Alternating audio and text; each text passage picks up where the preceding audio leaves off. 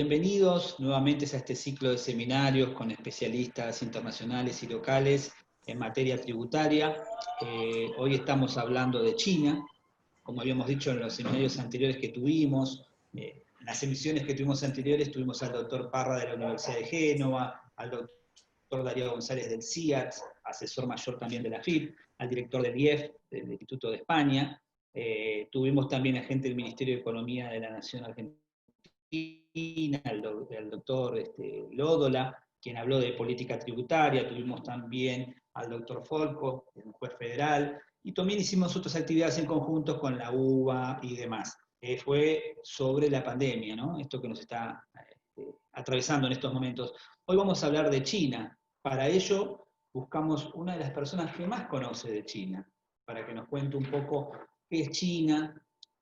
cómo es su sistema tributario, que nos cuente un poco qué es China para la Argentina y también para Latinoamérica. Así que hoy tenemos con nosotros a la doctora Guillermina Donofrio. Ella es abogada, procuradora, diplomática de carrera,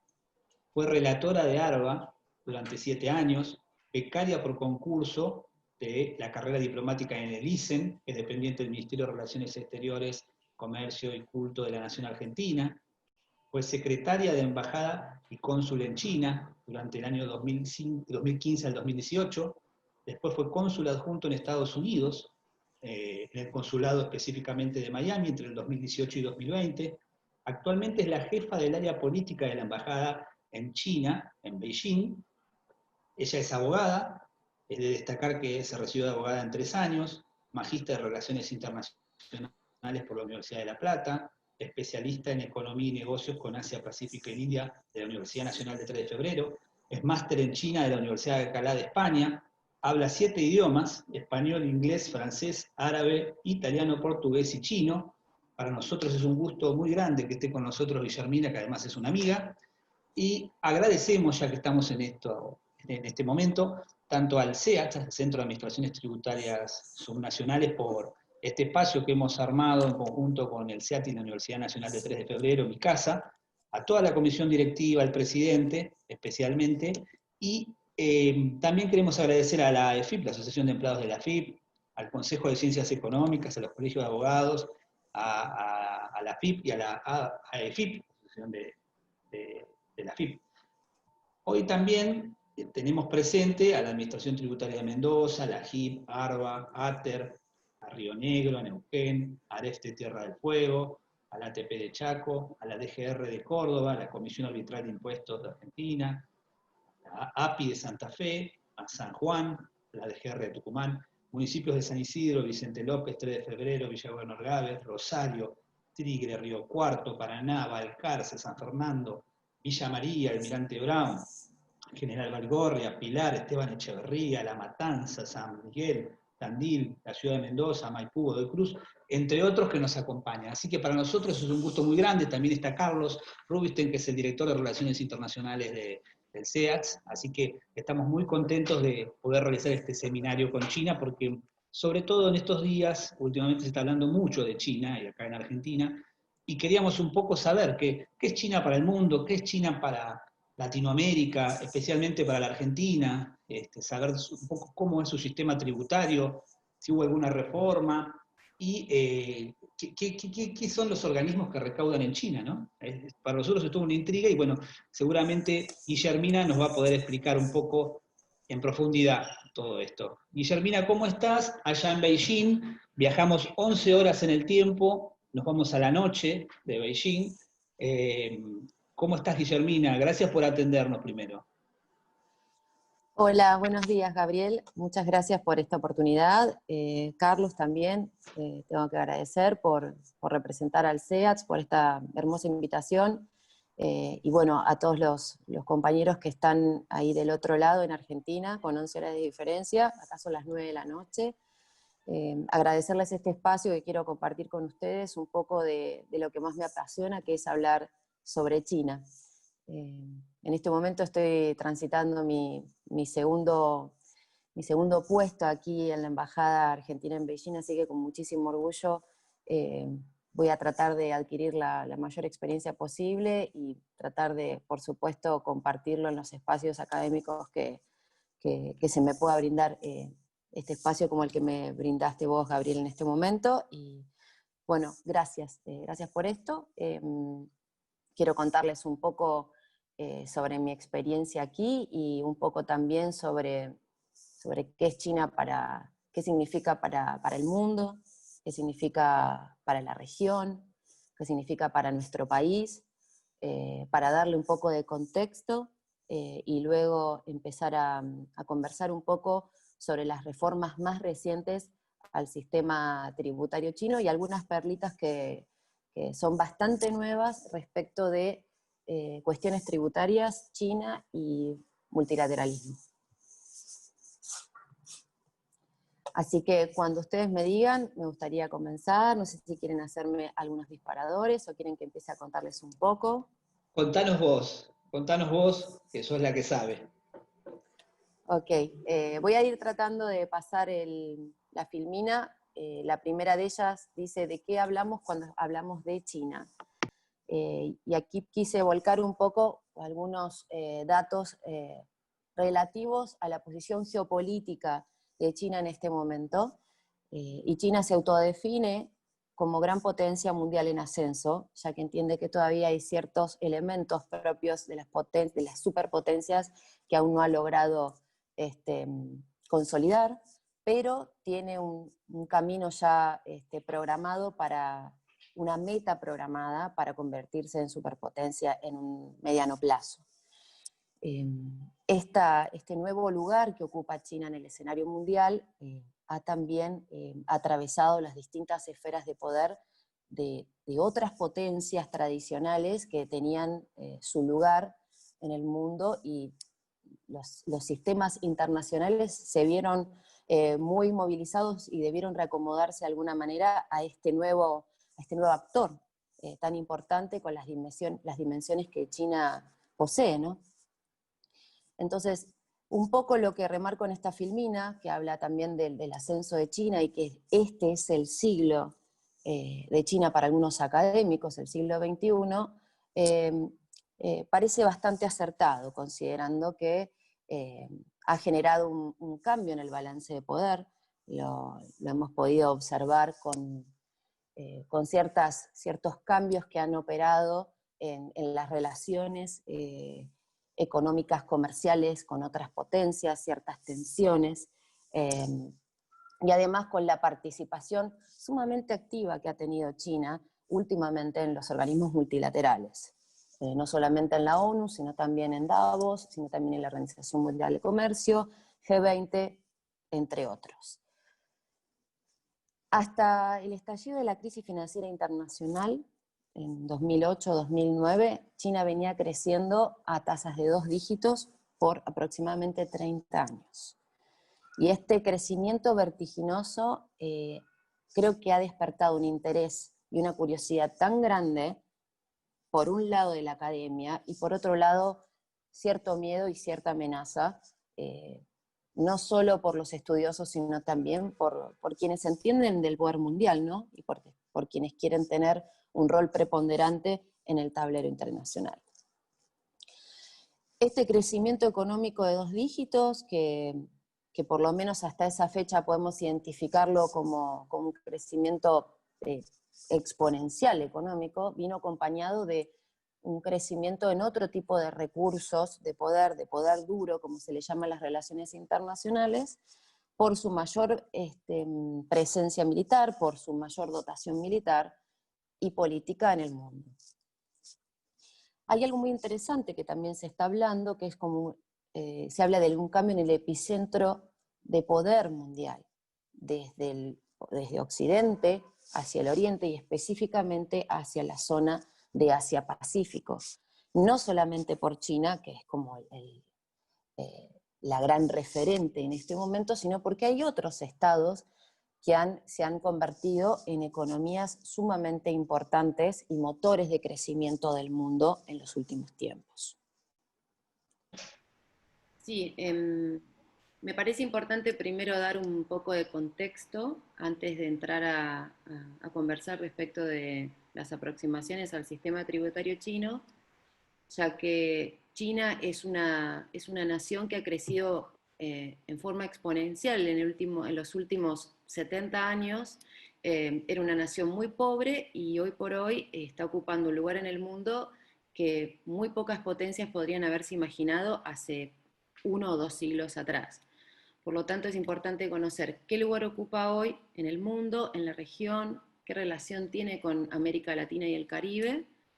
y cuál es el estado actual de la situación de relacionamiento bilateral con Argentina, por lo menos como para tener una idea de qué actor estamos hablando.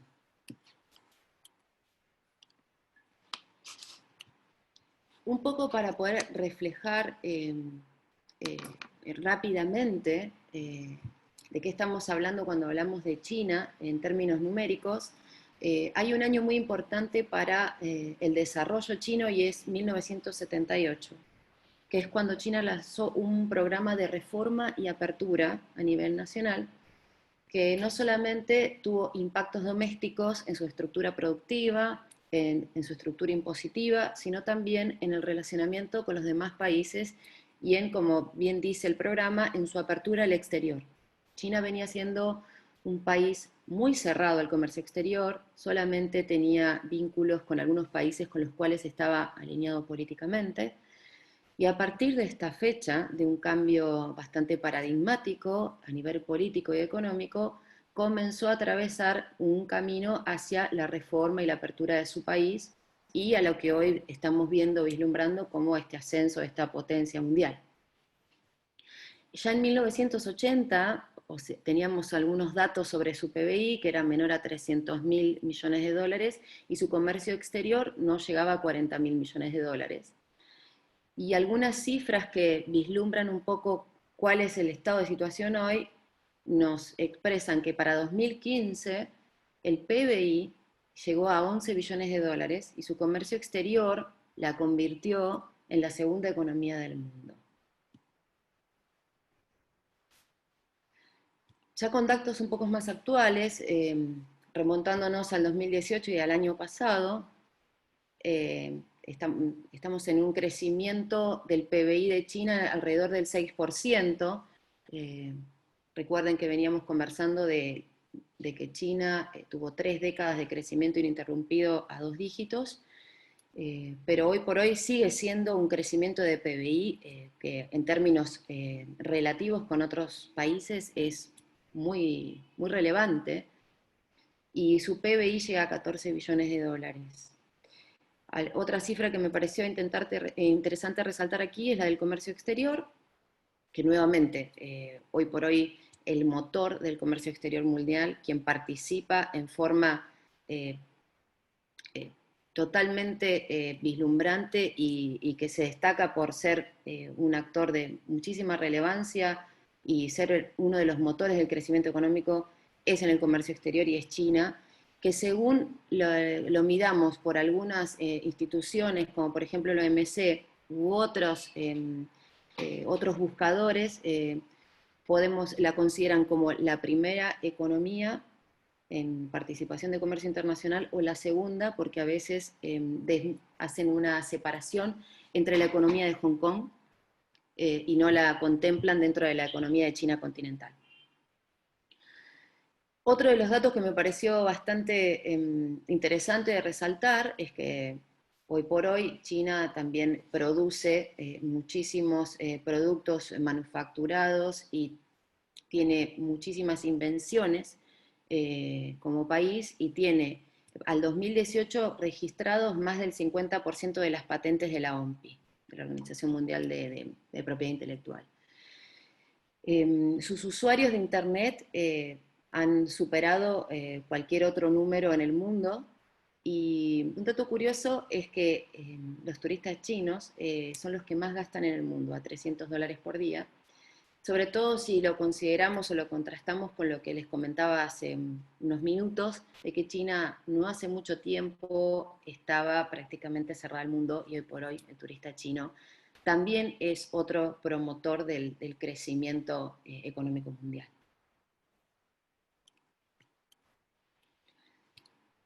Hablando un poco más específicamente sobre lo que China representa para nuestra región,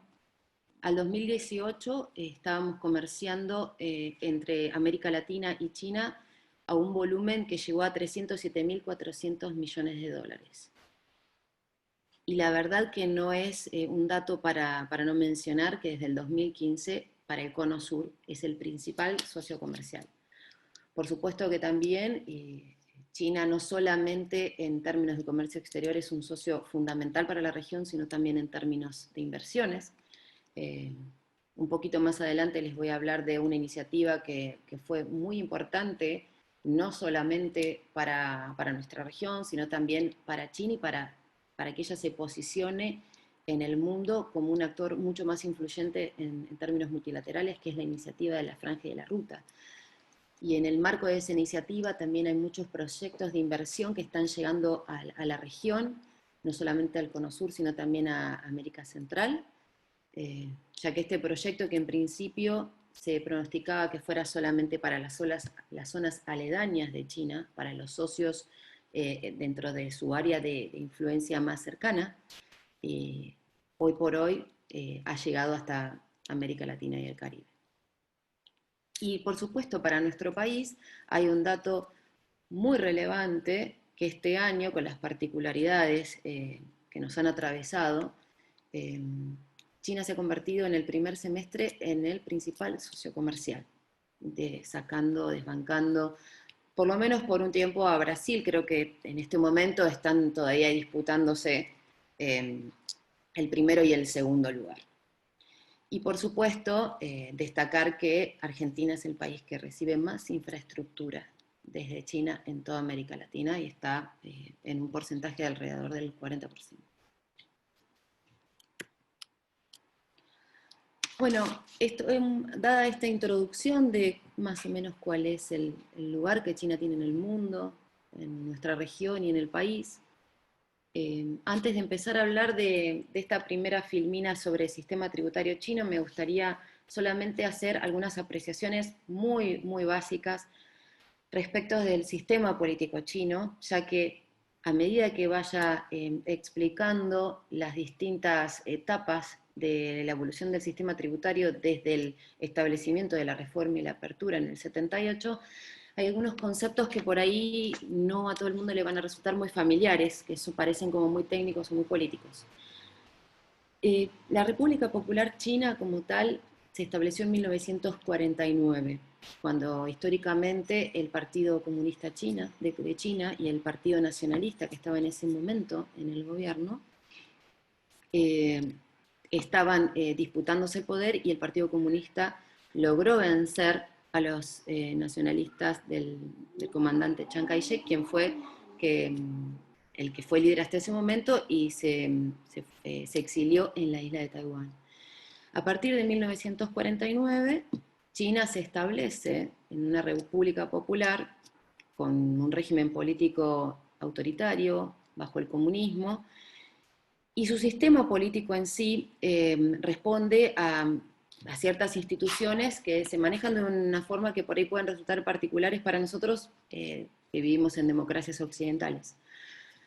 Cada 5 años en China se celebra un Congreso Nacional con representantes del Partido Comunista de China, en los cuales se van definiendo lineamientos políticos y económicos, sociales y culturales que se establecen como marco general y como hoja de ruta que van a trazarse desde esa fecha hasta los 5 años que se celebre el próximo Congreso Nacional. Luego de entre esos congresos que se celebran, va a haber sesiones plenarias en las cuales también se van a lanzar decisiones o programas en las cuales se van a establecer programas más específicos, un poco más ejecutivos, y que vamos a observar que en las distintas etapas de la evolución del sistema tributario hubo varios de ellos bastante importantes para establecer los lineamientos generales de las reformas que hacen que hoy por hoy China tenga el sistema tributario que tiene. Dicho esto, muy someramente, para no aburrir de la parte política, quería que más o menos estén familiarizados con estos conceptos. En esta filmina lo que trato de describir, de enumerar, es una periodización que utilizan algunos tributaristas chinos para establecer los periodos más importantes desde el que Deng Xiaoping, uno de los presidentes más importantes chinos, uno de los líderes más importantes, asume en 1978 y hasta la actualidad con el actual presidente Xi Jinping. El primero de ellos se llama Hacia la Reforma General, ya que establece un parteaguas desde el sistema antiguo de tributación china que se estableció entre el año 49 y el 78. Si bien algunos historiadores chinos tienen una periodización específica, porque por supuesto que hubo cambios durante esos casi 30 años, la realidad es que la modernización del sistema se puede empezar a vislumbrar desde el 78 en adelante. Luego, desde el 94 al 98, va a haber varias reformas institucionales, ya que va también a entrar en juego un poco el tema de la distribución de competencias, el tema de asignaciones de determinados entes tributarios que van a participar no solamente en la conformación de las políticas, sino también en la recaudación tributaria. Luego, en la tercera etapa, que se la denomina construcción del marco institucional de las finanzas públicas, ya va a haber un cambio más sustancial y cualitativo, si se quiere, para tratar de establecer también, le van a dar muchísima relevancia a que el gasto público sea asignado a sectores que quizá no estaban contemplados tan fuertemente en épocas anteriores. Luego, desde el 2003 al 2012, ahí entramos en lo que sería la modernización per se, acompañando lo que sería también, valga la repetición, la modernización de la gobernanza y del sistema estatal chino. Hay muchas reformas que se llevan a cabo en las instituciones de gobierno chinas, y creo que en este cuarto periodo se trata de acompasar y de acompañar esa reforma integral de las distintas instituciones, de los distintos poderes del Estado chino, con lo que tiene que ver con el sistema de finanzas y sistema tributario chino. Y finalmente, el último de los periodos que se establecen como punto de partida el año 2012, cuando asume el presidente en curso, que es Xi Jinping, en el cual ya se habla de una modernización mucho más voraz, si se quiere, con sus características. Esta primera etapa de la que estaba hablando al principio de la filmina anterior, que se llama Hacia la Reforma General, es un periodo bastante prolongado, en el cual, también como les mencionaba anteriormente, se dio en el marco de un contexto económico de muchísimo cambio de la República Popular China, en el cual cuando el líder Deng Xiaoping asume este gran desafío de cambiar sustancialmente la economía china y a su vez la política china, empiezan varias reformas en diversos aspectos de la economía y de la sociedad china. En primer lugar, se ve como muy a grandes rasgos un cambio del enfoque de la industria pesada hacia la industria ligera. En el periodo anterior, con Mao Zedong, era muy palmario ver que había un enfoque sumamente destinado de la economía hacia la industria pesada y a lo que era el sistema de comunas y las familias trabajando en muchos espacios agrarios y con poca urbanización.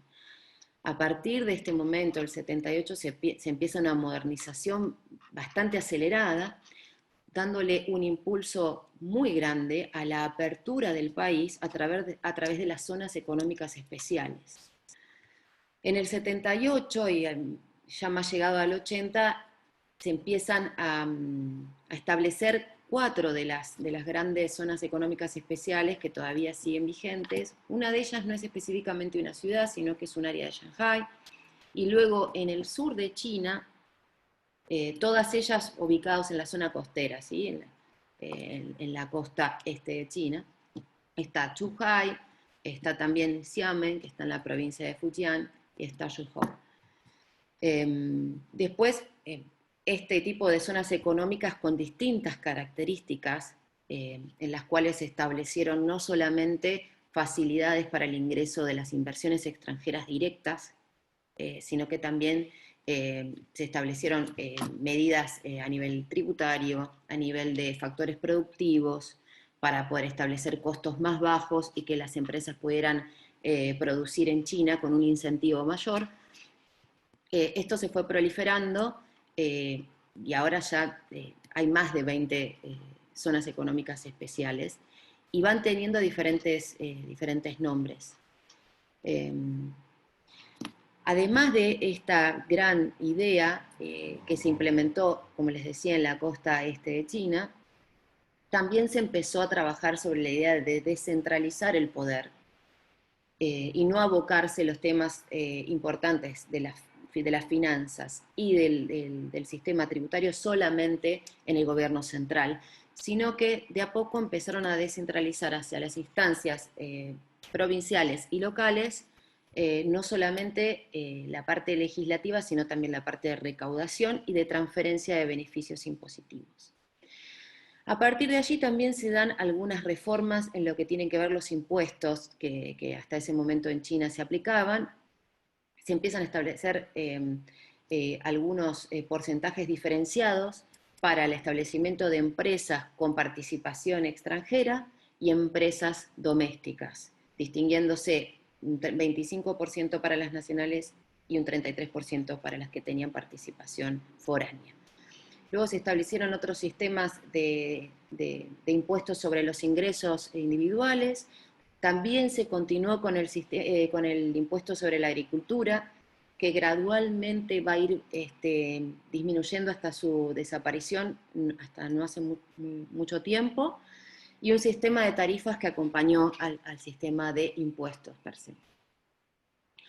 Asimismo, aparte de estas reformas y de este nuevo sistema multiimpuesto que se estableció en China, se fueron reformando el destino de la recaudación impositiva y del presupuesto de China hacia áreas como la ciencia, la tecnología y la educación, que estaban un poco relegadas. Ahora, todas estas reformas que en un principio generaron un gran shock, un gran motor económico en términos de cuentas públicas, fueron bastante costosas y generaron un déficit que tuvieron que pasar varios años para poder revertirse. No solo porque había una reducción de la carga impositiva a través de las reformas que se implementaron en este periodo, sino porque también para la mejora de la calidad de vida de la sociedad se aumentó el gasto público y además la descentralización de la aplicación de los gravames y de la recaudación de los mismos no se hizo de una forma muy prolija y eran bastante novatos en esa nueva tarea, lo cual con los años fueron, por supuesto, emprolijando y mejorándolo. Pero, en definitiva, la primera, digamos, fotografía o la primera conclusión de este periodo fue que, independientemente de el gran avance en términos económicos, hubo algunas desprolijidades a nivel de cuentas públicas. Entonces, para poder mejorar en ese aspecto, en este segundo periodo, desde la época moderna del sistema tributario chino, se habla de ir hacia la innovación institucional, desde el año 94 al 98. Y es en este Congreso Nacional del Partido Comunista Chino, que se celebró en el año 94, que se va a dar el lanzamiento, con bombos y platillos, de que China es una economía socialista de mercado. Todos estos cambios que se venían produciendo habían generado algunas dudas respecto de si China había abandonado el sistema socialista en su economía. Recordemos que en la época anterior a la de Deng Xiaoping, China tenía una alianza estratégica bastante cercana con lo que era la Unión Soviética, había establecido un sistema de planes quinquenales y había también en ese aspecto tenido muchos problemas económicos porque todas esas alianzas se fueron de alguna manera cayendo. pero no habían abandonado su sistema socialista y de comunas. Ahora, con estas nuevas medidas económicas y con esta nueva apertura al mundo, había mucha duda respecto a cuál era el nuevo perfil que China estaba asumiendo frente al mundo y frente a su economía doméstica. Pues le encontraron una manera de adaptar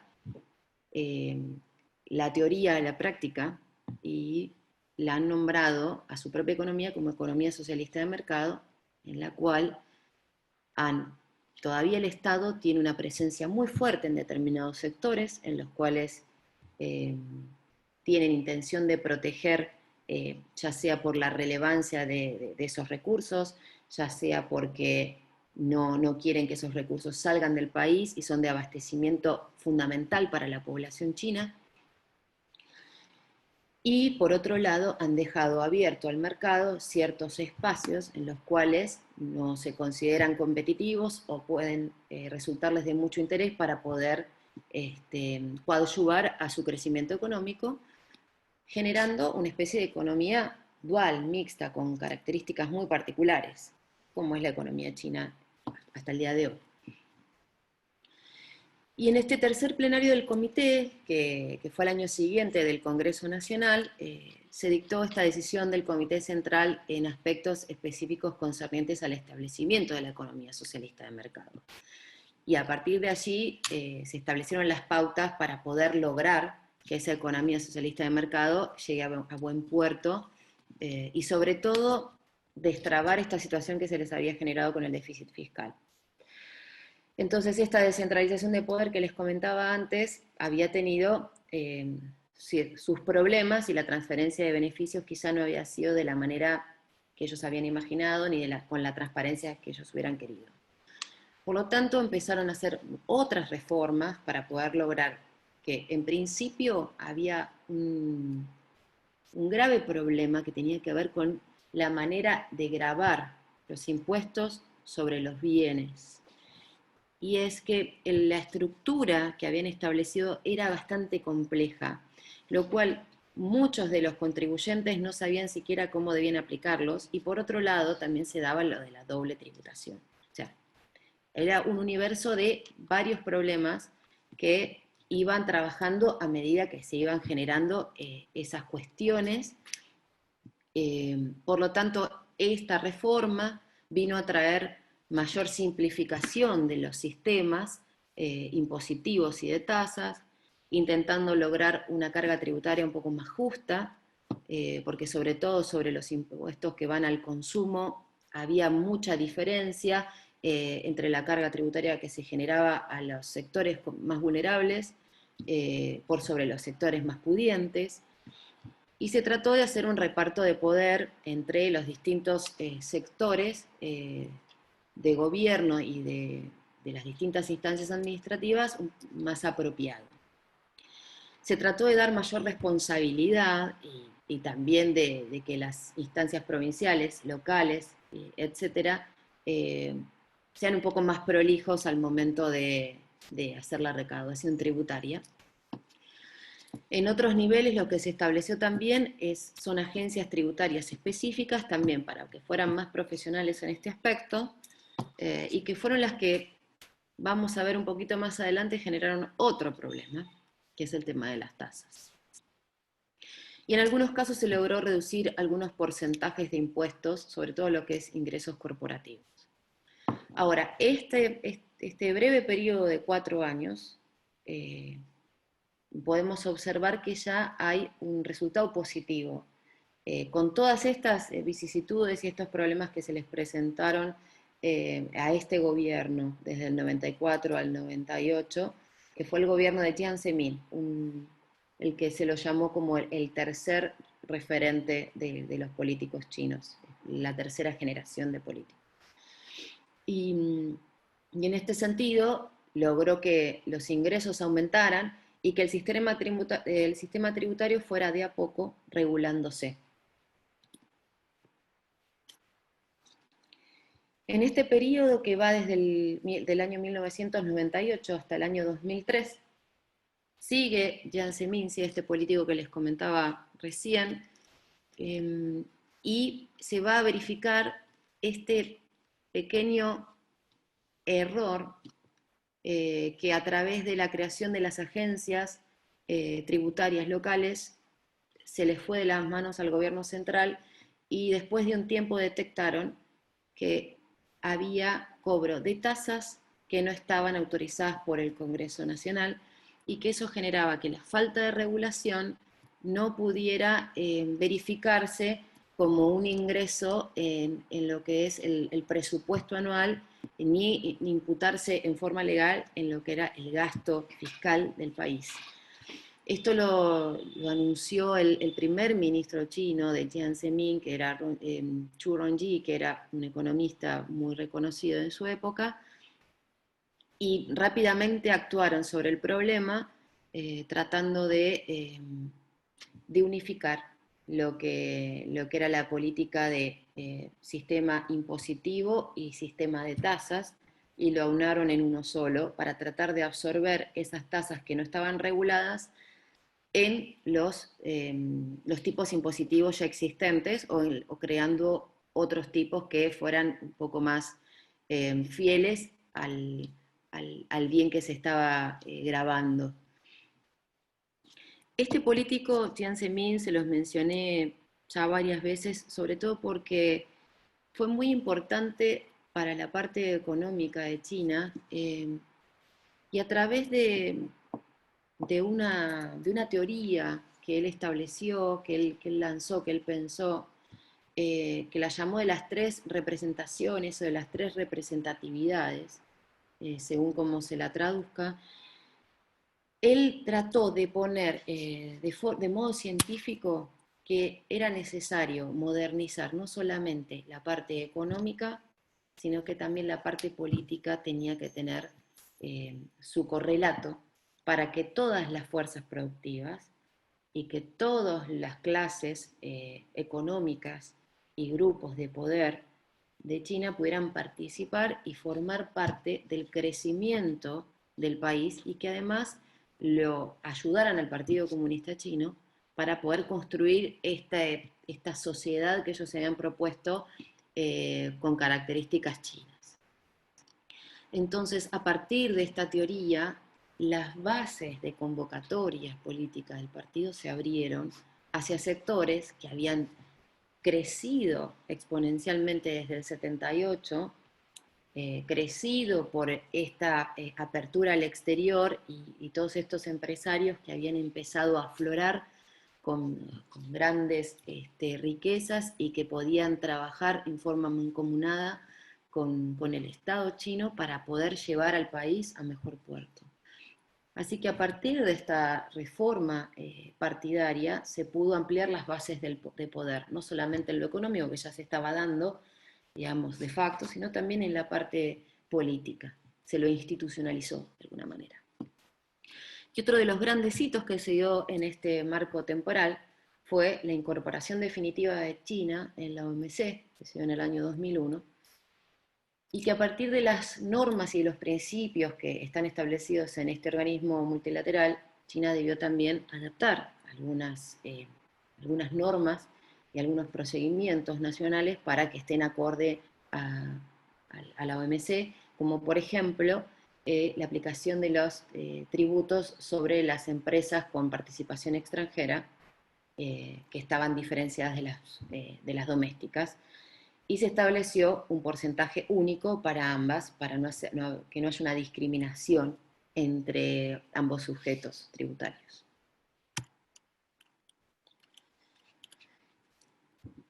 Este periodo, que va desde el 2003 hasta el 2012, ya podemos hablar de que hay una intención muy clara en llevar a cabo la modernización del sistema tributario de finanzas públicas de China, acompasado a el sistema de instituciones del Estado chino. Nuevamente estoy nombrando aquí otro de los plenarios, como verán, que se lanzó en noviembre de 2003, y en el cual se establecieron las decisiones para cuestiones concernientes al mejoramiento del sistema de la economía de mercado de China. Y aquí ya taxativamente se establecen varios de los puntos de la reforma que el Partido Comunista entendía era necesaria para poder mejorar este sistema de finanzas.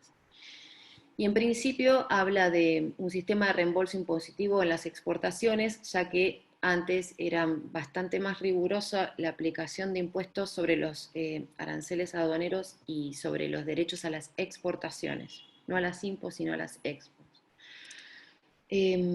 También establecieron un sistema de unificación del sistema impositivo de tipos de empresa,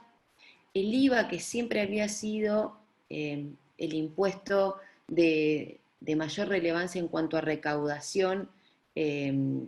al consumo, estaba pasando de ser aplicado al tipo productivo al tipo de consumo. Y se trató también de mejorar la aplicación del impuesto, ya que también era muy complejo. De hecho, hoy tampoco es muy fácil hacer la desgravación del IVA cuando uno es residente aquí en China, pero antes era muchísimo más complejo. También en esta época me gustaría no olvidarme que algo que les venía adelantando desde antes es la eliminación del impuesto a la agricultura, que es algo que venía rezagado y que ya en el 2006, si mal no recuerdo, se eliminó del catálogo de impuestos nacionales. Y otra de las cosas que también se intentó volver a apostar es a que haya mayor participación de los gobiernos locales en lo que tiene que ver con la jurisdicción de la aplicación de los tributos, darles mayores responsabilidades para tratar de evitar, creo yo, esta burocracia que genera concentrar desde el Estado central todo lo que tiene que ver con el tema impositivo, sobre todo con las dimensiones geográficas y con una población de más de 1.400 millones de habitantes. Luego también se mencionan algunas otras reformas a otros impuestos y a otras tasas que tienen que ver con impuestos a la propiedad y bueno, la mejora del impuesto al consumo, que también fue algo que se buscó durante mucho tiempo. Perdón. Ya en el 2012, ya estamos mucho más cerca de la época actual, y estamos hablando de la construcción del sistema de finanzas públicas como uno de los objetivos más importantes de esta reforma tributaria que empezó no en el 78, sino que la reforma más moderna se la nombra a partir del 94. Si uno va a las instituciones como lo que se le dicen las siglas en inglés, el SAT, que es una de las autoridades de aplicación aquí, el hito histórico es el año 94. Así que podríamos decir que como corolario de la construcción de estas reformas, el 2012 es la última periodización que se establece y que todavía está en curso para lograr un sistema de finanzas públicas moderno y que vaya a la par de la reforma institucional de la República Popular China. En el Congreso Nacional del 2012 fue que se hace un lanzamiento de un eslogan de la nueva era del socialismo con características chinas. Esto va a ir cambiando cualitativamente. ¿Qué quiero decir con esto? China estaba preocupada en salir de la pobreza más estructural que padecía desde hacía décadas, y la verdad que en forma muy vertiginosa fue logrando un crecimiento muy importante, pero también la desigualdad se vio muy palmaria entre las clases sociales y la distribución del ingreso, la brecha es bastante aguda. Esto el partido lo recogió, lo trabajó y está implementando políticas para tratar de trabajar sobre lo que ellos le llaman, en términos marxistas, esta nueva contradicción que se genera. China era pobre, China está mejorando económicamente, puede lograr ser la segunda economía en el mundo, pero aún se entiende como un país en desarrollo, pero cada vez hay más diferencias entre ricos y pobres, y tenemos que salir de una matriz productiva que solamente se dedique a la industria pesada para ir a una industria ligera, para exportar servicios, para que el Made in China sea un Made in China cada vez más potente. Muchas cosas que se han establecido en este programa político desde el 2012 en adelante, con el presidente en curso Xi Jinping. Pero también a la vez, y esto como coletazo de la crisis financiera internacional, se empieza a ver una fase crítica en la economía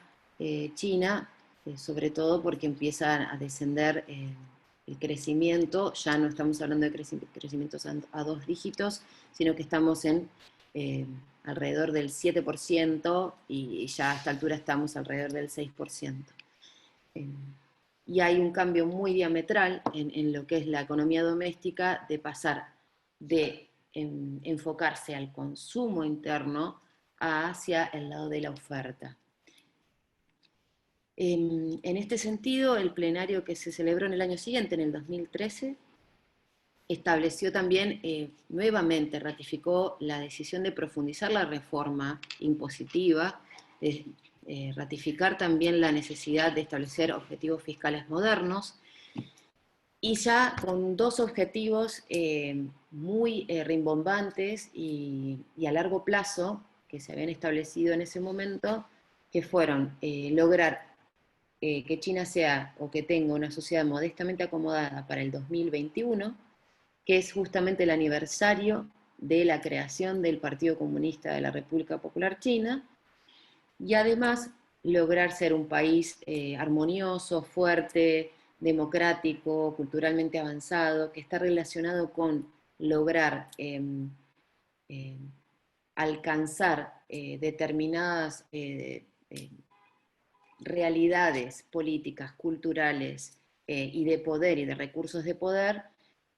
que la eleven hacia una superpotencia para el 2049, que es cuando se cumple el centenario de la fundación de la República Popular China. Entonces, para ello necesitan que el Estado chino se modernice en todos sus aspectos. Por supuesto que se estableció nuevamente la transparencia en el tema de presupuesto, en el tema de responsabilidad de instancias de competencias locales. También yo visualizo, pero esto es en términos prácticos, que hay como una cierta retrocesión de la descentralización, ¿sí?, de las competencias tributarias hacia la centralización. Hay como la tendencia hacia tener un mayor control de todas las instancias de poder y de los recursos financieros. Y eso también va de la mano de cierta centralización política que se está vislumbrando, sobre todo en estos últimos años. Algo que les venía diciendo ya desde la filmina anterior es que el IVA como gran impuesto se simplificó, y además se estableció que una tasa que era del medio ambiente, también acompañando una política más amigable de China hacia el medio ambiente, y un compromiso asumido en Naciones Unidas a través del Acuerdo de París de reducir las emisiones de gases de efecto invernadero, apostó más a establecer un impuesto sobre el medio ambiente para poder penalizar a quienes no cumplan con determinados estándares medioambientales que están intentando establecer desde un tiempo a esta parte.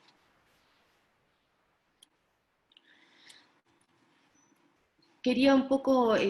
porque no empecé hablando de esto, sino que me lancé de lleno prácticamente a hablar de los periodos,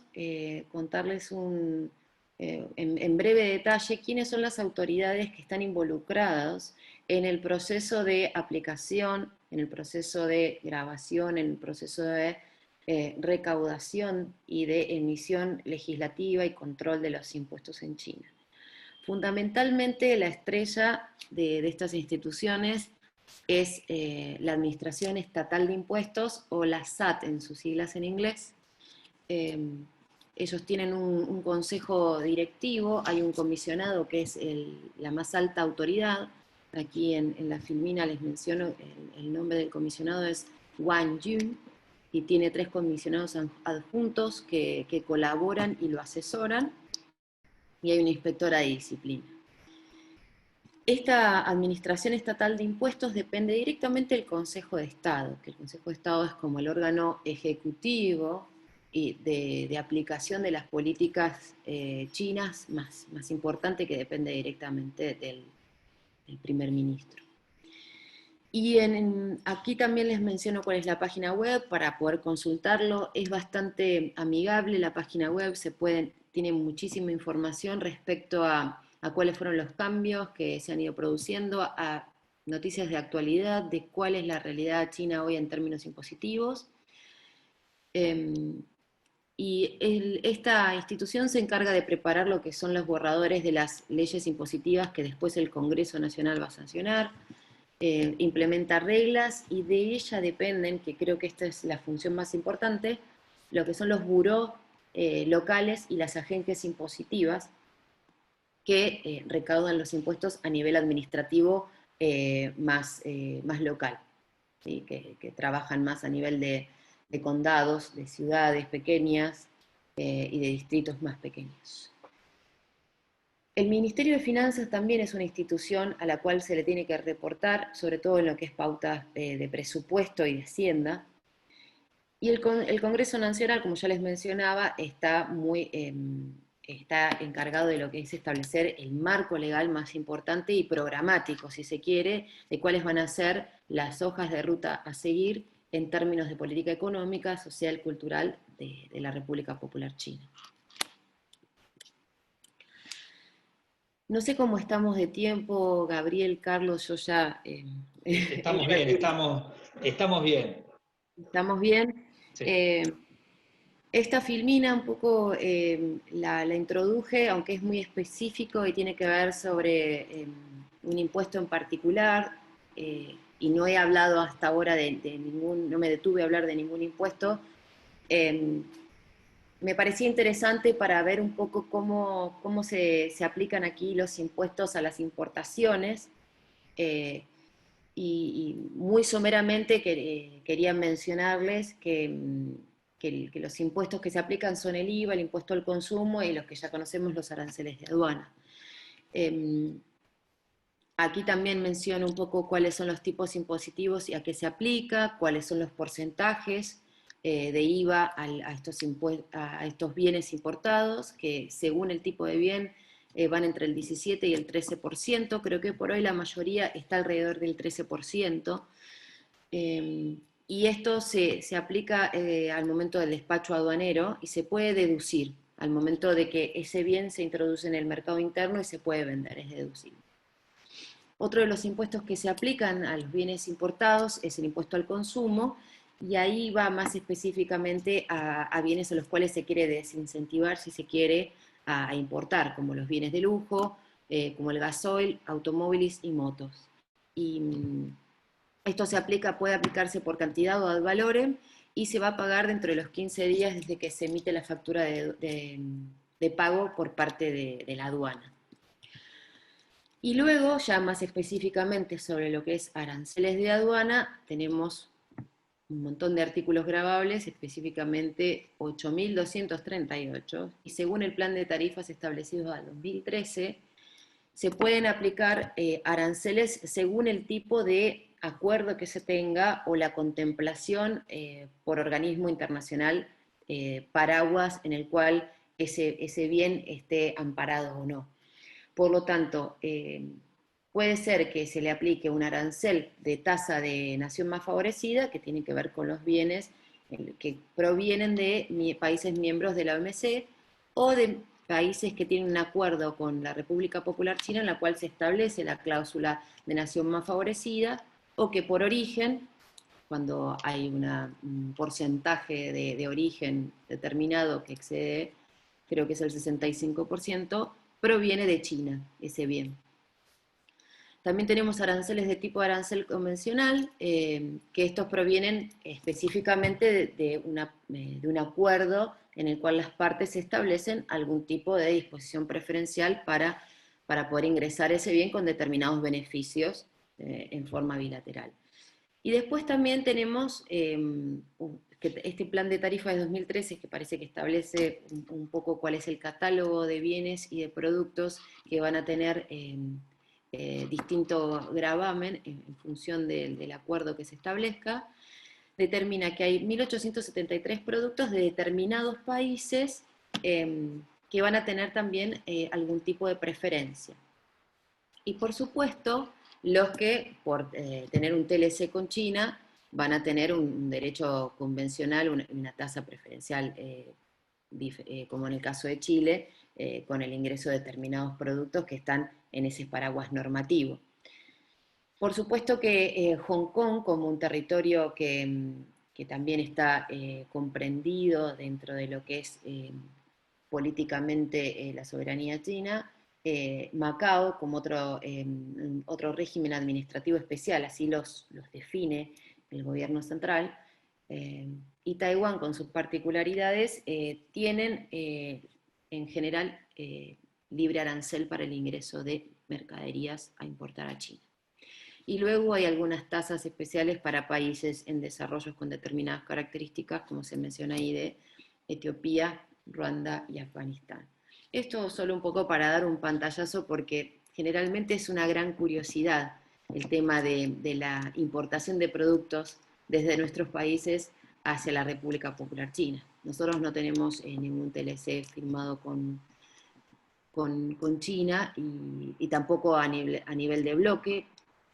pero eso también establece ciertas dificultades al momento de poder colocar nuestros productos, sobre todo cuando quizá hay otros socios de la región con los cuales tenemos no complementariedad, sino competitividad, como en el caso de Chile. La verdad que muy interesante todo lo que estás comentando, ¿eh? Bueno, me alegro que les resulte interesante y que no sea muy bodrio, porque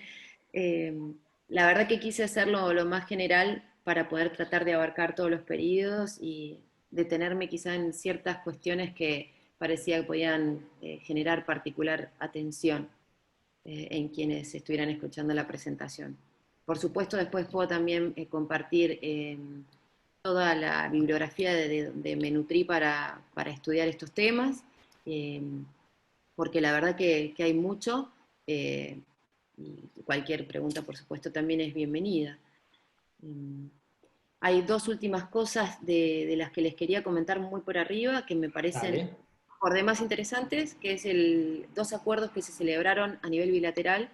entre Argentina y China, y uno es el acuerdo de cooperación en información tributaria entre la AFIP y el SAT, esta institución que les comentaba antes,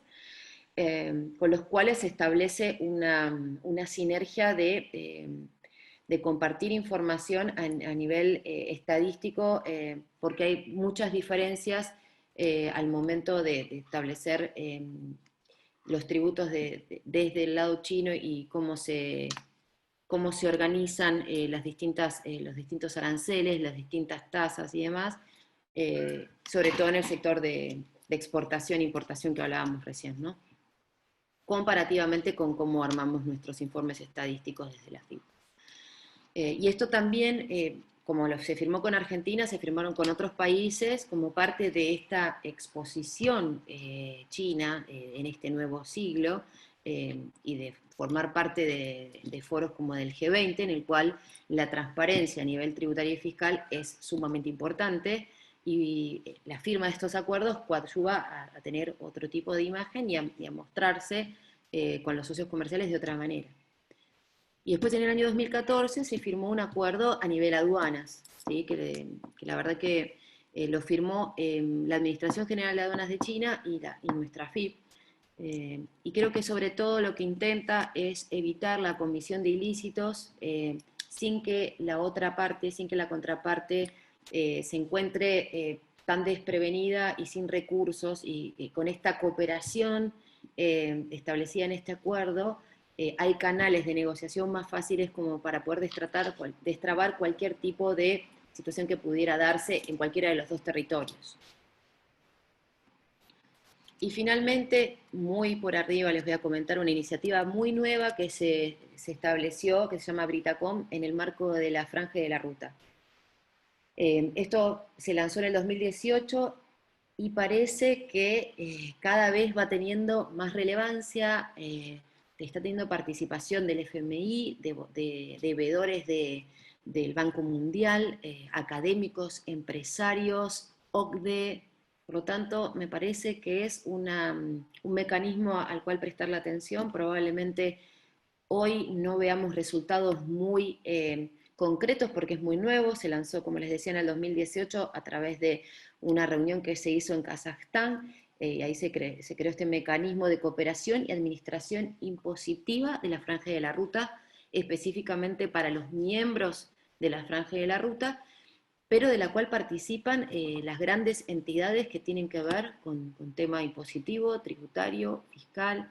Me pareció muy interesante por lo menos mencionarlo para que lo observemos, para que veamos qué sucede, si eventualmente hay algún tipo de inconveniente entre los socios en la Franja y la Ruta. En este tipo de aspectos debería de establecerse una especie de sistema de controversias que aún está en ciernes,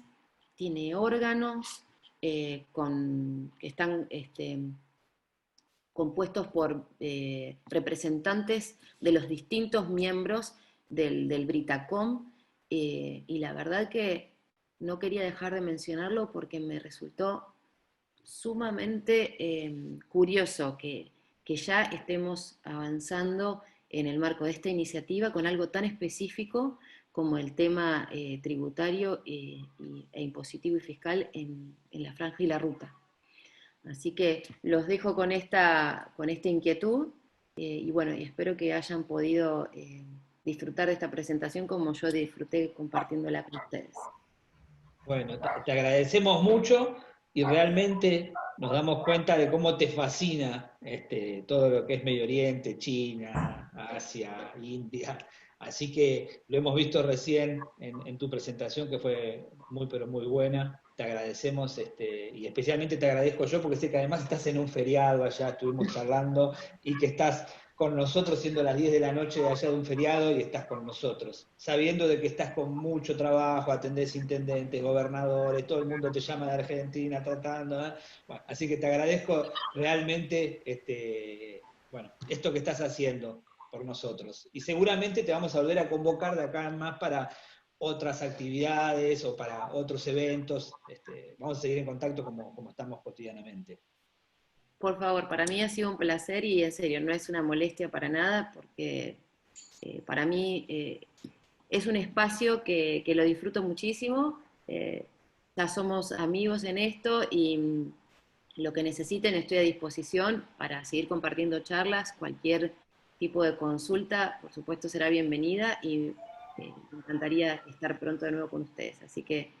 nuevamente les agradezco a todos ustedes y a todos los que van a estar presenciando esta presentación. Gracias por la paciencia y el tiempo y espero que lo hayan disfrutado. Gracias, Guillermina. Gracias, Bueno, Carlos. bueno, no sé si querés decir algo más, Carlos. Si no, damos por cerrado. ¿Querés decir algo? Me pareció muy interesante destacar cómo es la administración tributaria china, sobre todo con respecto a los burós y a las agencias que están íntimamente relacionadas con el sistema tributario argentino, y la importancia de que esas mismas agencias hoy desarrollan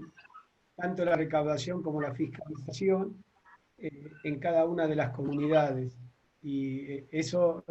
hace que tiene una cierta independencia que quizás nosotros, por ser un país que tenemos un sistema bastante centralizado a través de AFIP, no tenemos esa posibilidad. Entonces, digamos que los impuestos directamente son recaudados para cada una de las comunidades y los pueden utilizar tanto para salud, educación, defensa y distintas actividades. Guillermina, muy clarito lo tuyo. Bueno, muchas gracias, en serio. Nuevamente, Guillermina, muchas gracias y como dicen ustedes, creo que se dice siexie, ¿no? Se dice gracias. Sí, sí. Exacto. Sí, sí. Bueno, muchas gracias, Guillermina, y vamos a seguir en contacto. Gracias a todos ustedes por estar con nosotros en este nuevo seminario internacional que hemos desarrollado y seguramente nos veremos prontamente en el próximo seminario. Gracias a todos por participar. Hasta luego. Gracias.